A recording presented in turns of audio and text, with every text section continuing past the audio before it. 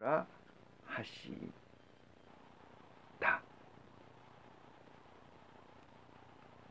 그를 이리로 데려오라 하시다.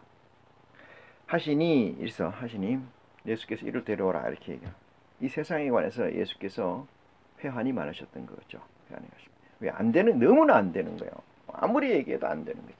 그러니까 속된 말로 미쳐버리는 거죠. 그 말씀이 이 말씀이에요. 믿음이 없고 패역한 세대요.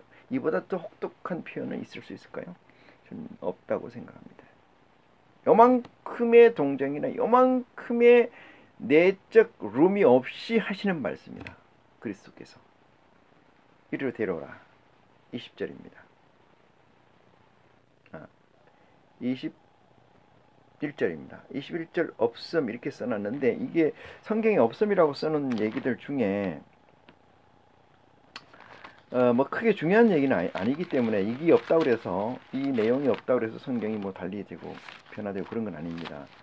이거 영문 성경에 보면은 나와 있는데 킹 제임스 영문 성경에 보면 나와 있습니다. 근데 이거 크게 중요한 사실은 아니기 때문에 그냥 넘어가겠습니다. 21절 없음 22절로 갑니다. 죄송합니다. 20절 뒤에 끝부분에 다 못 봤네요. 믿음이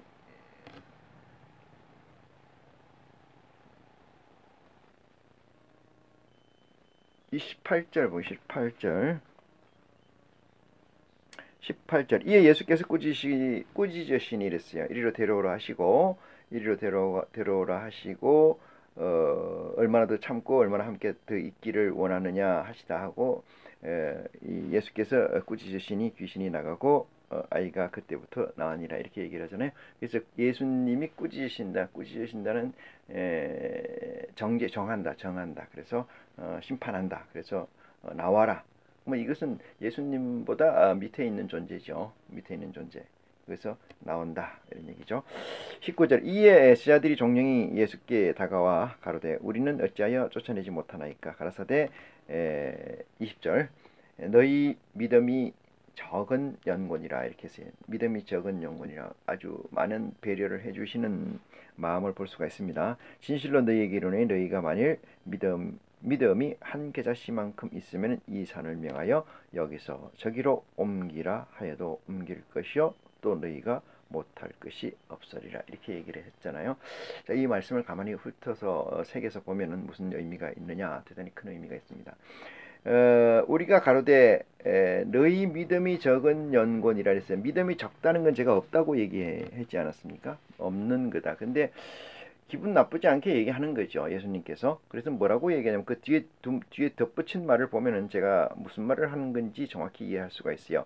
진실로 너희에게 이르노니 너희가 만일 믿음이 한 겨자씨만큼만 있으면 이랬어요. 한 겨자씨만큼이라는 겨자씨가 아주 작은 것 중에 하나라고 그래요. 이 겨자씨 중에 이 겨자씨만큼만의 믿음이 있다고 한다면은 이렇게 했어요. 전제를 하고 이 산을 명하여 여기서 저기로 옮기라 하여도 옮길 것이요 했어요. 이 산이라는 것은 여기서 얘기는 아까 제가 높은 산 얘기 때 나왔습니다. 이 산이라는 것은 마운틴이 아니고 디멘션이라고 그랬어요. 더 구체적으로 헤븐이라고 그랬습니다. 이 산이라는 것은 어떤 이념으로 뭉쳐진 집단을 산이라고 그래요. 어떤 이념으로 뭉쳐진 집단, 다시 말해서 어떤 어떤 술로 뭉쳐져 있는 이 뇌전증이 걸린 이 사람처럼 물과 불에 놀라 자빠진 자빠지는 게 왜 그 커다란 실체 어떤 논리로 어떤 이데아로 뭉쳐져 있는 그 존재 집단을 얘기를 합니다. 그래서 그런 산을 옮길 수 있는 건 지금 이렇게 하니까 하나님은 전지전능하시고 그 아들은 그 전지전능자의 아들이시기 때문에 능치 못할 일이 없다고 얘기하는 것이 있죠. 여러분 잘 생각해 보세요. 이 세상이 바뀔 가능성이 있을까요? 세상이 바뀔 가능성은 없어요. 그럼 세상을 바꿀 수 있는 유일한 방법은 내가 바뀌는 겁니다. 내가 바뀌는 거예요. 내 눈을 통해서 보고 내 귀를 통해서 듣고 내 입을 통해서 말하고 내 입을 통해서 맛보고 내 코를 통해서 냄새를 맡고 이 모든 재원을 내가 바꿔지면은 세상은 바뀐 게 되는 거죠. 바뀐 게 되는 거예요. 근데 어리석게도 세상이 바뀌기를 원한다면은 정말 어리석은 거예요. 이건 대단히 간단한 얘기입니다만 대단히 깊은 얘기이기도 합니다. 그래서 세상을 바꾸지 말고 내가 바꿔야 한다. 이런 얘기죠. 내가 바꿔야 한다. 그러면 뭐가 바뀐다? 세상이 바뀐다. 그래서 믿음이 겨자씨만큼만 있다라면은 이 산도로 얘기해서 이 산이라는 건 뭐예요? 엄청나게 크게 느껴질 만큼 하나의 사상 이데아로 뭉쳐져 있는 조직들을 얘기하는 거죠. 이 조직을 이쪽으로 가라 이러면 간다는 거예요. 근데 이 실제로 이 말을 풀어서 어떤 산이 있어. 500고지, 600고지 산이 있는데 높은 산이야 뭐 1000고지도 되겠어. 그런 산이 있는데 그 산에다 소리 질러가지고 이 산이 이쪽으로 가라 한다고 이쪽으로 가겠습니까?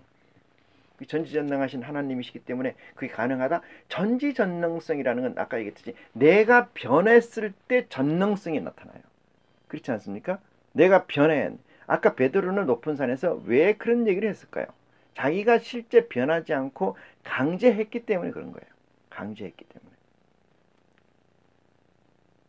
내가 변해야 되는 거예요. 내가 변하면은 사람은 뭐예요? 사람을 움직이는 것은 그 사람을 움직일 수 있는 힘, 그러니까 물리적 힘이 중요한 게 아니고 그 사람을 움직일 수 있는 이론적 논리예요. 논리. 그럼 그 사람이 움직이지 않습니까? 그 사람이 움직이잖아요. 엄청난 기계가 움직이는 것은 그 무게를 감당할 수 있는 또 다른 힘이 아니고 그 무게를 움직일 수 있는 로직입니다.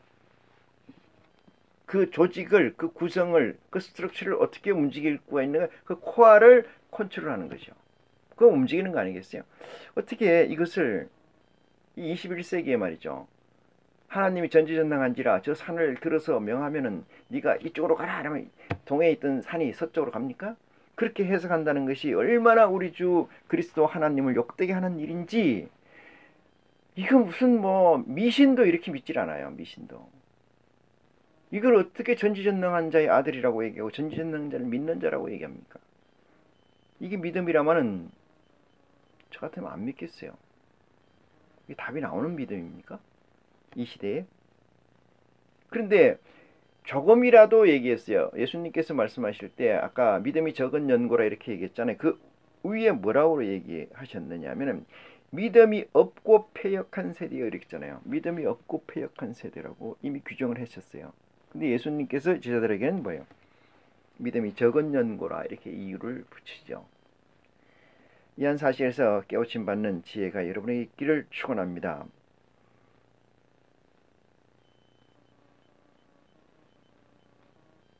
22절입니다. 갈릴리에 모일 때에 예수께서 제자들에게 이르시되 인자가 장차 사람들의 손에 넘기워 죽임을 당하고 제3일에 살아나리라 하시니 제자들이 심히 근심하는지라 이렇게 얘기합니다. 근심이라는 건 모를 때 생기는 거죠. 모를 때 근심이 생겨요. 심청이가 인당수에 공양미 300석에 팔려가서 인당수의 제물이 돼서 인당수에 빠져 죽게 되죠. 빠져 죽는 그 순간에 얼마나 많은 사람들이 눈물을 흘리느냐. 근데 그 눈물을 흘릴 일이 아니죠. 뭐 눈물은 여러 가지 형태로 생길 수 있고 기뻐도 흘리고 즐거워도 슬퍼도 흘리는 게 눈물이긴 합니다만은 전체 스토리를 알게 되면 그 눈물이 없으면은 전체 스토리의 귀결이 안 되지 않습니까? 아버지의 눈을 뜰 수가 없게 되는 상황이잖아요. 전체를 이해하면은 순간순간에 있는 것에 최선을 다하고 기쁘고 최대한 만끽하고 그것을 관주하고 그것을 공유하고 그것을 쉐어할 수가 있어요. 근데 그렇지 못하면 뭐가 생겨요? 근심이 생기죠. 모르는 것은 근심입니다. 모르는 것은 두려움이에요. 알지 못하는 것은 적입니다. 아는 것은 내 편이에요. 그렇지 않습니까? 그래서 근심한다. 저와 여러분이 이 시간 이 말씀을 듣고 그리스도의 복음을 가지고 어떠한 부분도 막힘이 있다든지 어떠한 부분도 두려움이 있다는 것은 알지 못하는 것이에요. 알지 못하는 것은 뭐예요? 기도 가운데서 진리의 성령의 도움이 없다라고 해석할 수도 있습니다. 그러면은 이 시대는 진리의 성령 시대이고 구원의 시대 그 다음에 스텝으로 이어집니다만은 진리의 성령의 도우심이 없다면은 그 다음 세대 구원은 영원할 수도 있다. 이렇게 말씀을 드리면서 다음 구절을 봅니다. 24절입니다. 가버나움에 이르러 한 반세계를 받는 자들이 베드로에게 나와 가로되 너희 선생이 반세계를 내지 아니하였다. 이렇게 얘기합니다. 반세계를 내지 않았다. 세금을 내지 않은 모양이에요. 하시고 집에 들어가니 예수께서 먼저 가라사대 시몬아 네 생각은 어떠하느뇨? 세상 임금들이 네게 관세와 정세를 받느냐 이렇게 했어요. 관세와 정세. 정세라는 건 정한세고 관세라는 것은 아마 이 사건이 어떤 거래가 있을 때마다 생기는 관세라고 해석을 하고 해 보면은 받느냐 자기 아들에게냐 타인에게냐 이렇게 물어요. 자기 아들에게나 타인에게냐 자기들 식구에게는 그 관세나 정세를 매기질 않죠. 자기 식구들에게는 잘 매기질 않아요. 근데 누구한테 맡겨요? 남에게 맡기죠. 남에게 매기죠. 그러니까 건물을 가지고 있는 사람은 건물을 임대하게 되면 자기 아들에겐 돈을 받지 않지만은 자기 아들이 아닌 남의 사람에겐 세금을 받게 되죠. 그러니까 자기 아들에게냐 타인에게냐 베드로가 대답하여 가로되 26절입니다. 타인에게나이다. 맞죠? 예수께서 가라사대 그리하면 아들들은 세를 면하리라 이렇게 얘기해요. 아들들은 세금을 면하게 되는데 단서가 붙죠. 그 다음에 27절입니다. 그러나 우리가 저희로 오해케 하지 않기 위하여 그랬어요. 우리에게는 세금이 없는 것이 사실이다. 왜? 이건 우리 아버지의 세상이기 때문에 우리 아버지의 것이기 때문에 그러나 우리가 저희로 오해케 하지 않게 하기 위하여 네가 바다에 가서 낚시를 던져 먼저 오르는 고기를 가져 입을 열면은 돈 한 세겔을 얻을 것이니 가져다가 나와 너희를 위하여 주라 하시니라. 그 결국은 뭐예요? 지금은 우리가 온전히 지배하고 있는 세상이 아니기 때문에 저들이 가지고 있는 세상이기 때문에 저들에게 뭐를 주라는 거예요? 세금을 줘라 이렇게 얘기를 합니다. 그래서 이 내용을 가지고 다음 시간에 이어서 18장을 말씀을 보는 시간을 갖도록 하겠습니다. 오늘 말씀은 여기까지입니다. 고맙습니다.